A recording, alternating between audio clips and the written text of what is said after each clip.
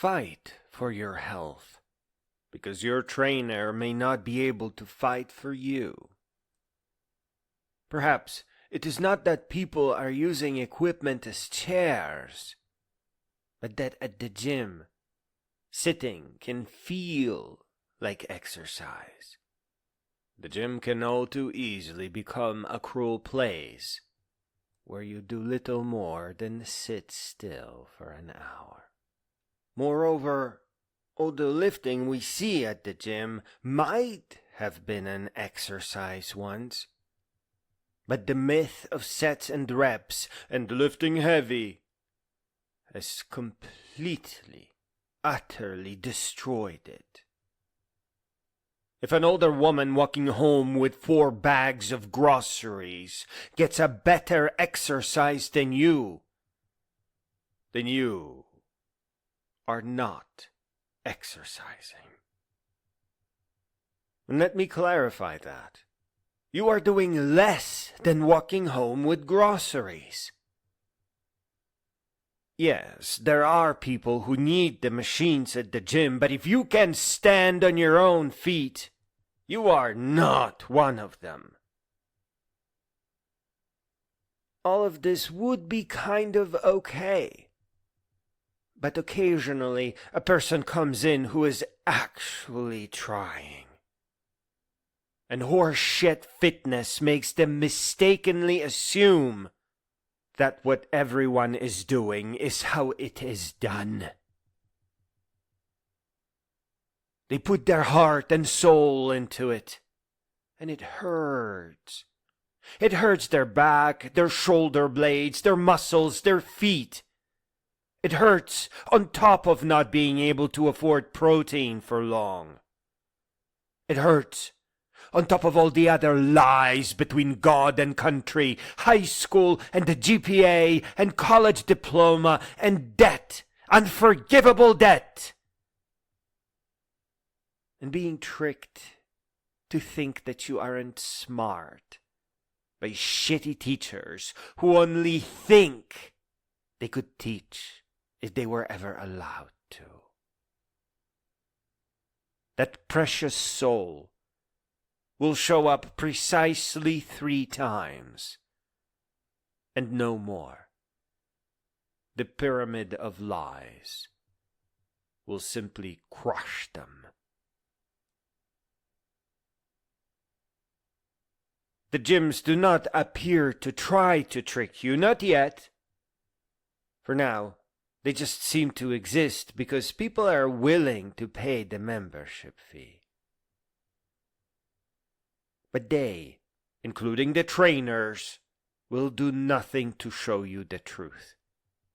Posters not allowed. And the result is that the gym will greatly add to break you with lies. Look at high school. How easily you were played to think that you are not as smart as the smart kids. That's how easily people are convinced to quit their authentic attempts at fitness. It is just not for me, they will say. It's too painful. It is crazy to add this to my already difficult life. And worst yet, what they saw and copied at the gym was not a workout. They never even saw the real thing. A real workout ends somewhere where a person becomes an athlete. It's a very unique and prestigious world. But it starts with the groceries. Carrying them home, avoiding the car, until you are fit enough to spend multiple weeks and weekends hiking every year without fail. And finally, be able to very slowly jog for an hour or 2. And that first hour of your endurance, often hard-earned, is the foundation and the key. Without that non-stop hour of never sitting or laying down, Instead, flexing and weighing yourself down with dumbbells as you stand and twist and turn, all your efforts will fail. They will show some results once and never again. Instant plateau, no matter what you do. The trainer is not allowed to say, if you are not doing it for an hour, few days a week, then it is not exercise. And which is more, they don't know that making your way up to that hour is easy, happy, detoxifying, and away from pretenders, creeps, and liars. Let me repeat. If you have to stop within that hour, if you aren't flexing and dancing, then it is not exercise. It is not fitness. It is all just more lies.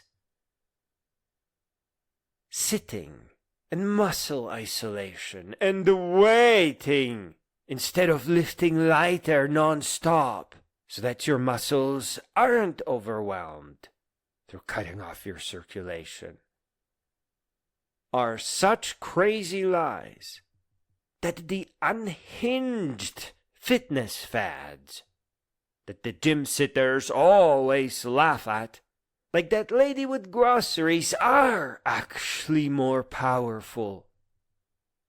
They actually do grow muscle.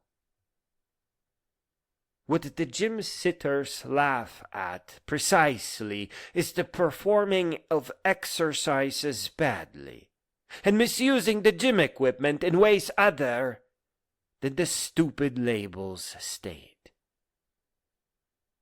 But correct posture and the muscle isolation, including equipment use, working on one muscle at a time, is knowledge of something that leads to nothing. Knowledge of empty rules made up to fill a sticker. Just think about what a poor exercise muscle isolation by posture or machine actually is. One muscle or two at a time. You'd need 1,000 years to transform this way. And how could you think to yourself that your own muscles are somehow islands in the sea of disconnected nothing? The very drawings of musculature on those false knowledge labels attached to machines show that muscles are not islands. They are interconnected systems that require a full body dance, a flow, not the naive and rather silly idea of muscle isolation. And joggers, you mighty warriors, ye, keepers of what fitness actually is, it is your responsibility to run in a different, natural wooded area, not a fake park, each day of your running week. If the weather makes that impossible, then you got to go. You have to move. Jogging is a sacred, lifelong ritual. Living in the wrong climate for it guarantees that you will be defeated. You can't fight brutal weather. What you have is likely more important than you may ever realize. Learn from the surfers and follow the good surf. What you have is sacred.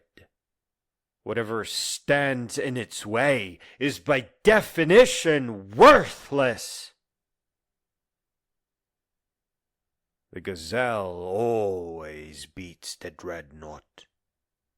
Bodybuilding is a poor substitute for what you do. In closing, for there is no more to add, I sometimes imagine the trainer finally losing it. Showing up for work, dark circles under his eyes, unshaven, with a rubber hose in his hand. And like in that one worthwhile Bible story, chasing every last one of us until we are willing to fight for health in the church of living.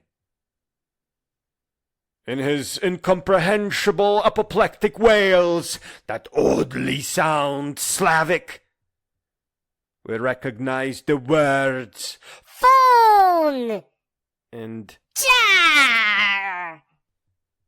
And as police drag him away, and now a blood-curdling scream, we hear the words that start with You. And after a while of expletives that can't even be published on the internet, end with Spoiled, lazy, old, worthless, fat. And then some more expletives, many of which never heard before or since. We finally remember that we are animals. And by golly, animals sicken and die when put to sit in stable. And that our bodies are adaptive, a wisdom we know from childhood, from when we discovered that we could run for a little bit longer every time.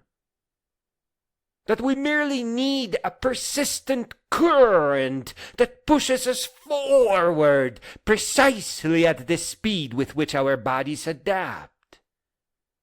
Not faster, not heavier. And we find that current in one of the most beautiful places in our life. Hiking adventures.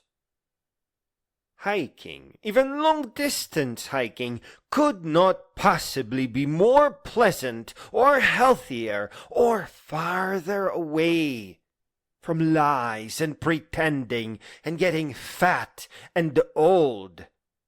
And frankly, somewhat sickly, somewhat weak. Where does sitting take us? It certainly does not take us upwards towards more health. It instead drags us down. Sitting is just sitting. It doesn't help us in any way. Do not let the gym trick you. Earn your body wisdom on great trails and in great adventures. And then come to the gym to create a desperate, cheap, condensed version of it when it's too cold to hike, when the adventure is too far away. A gym is only a poor substitute for the real thing.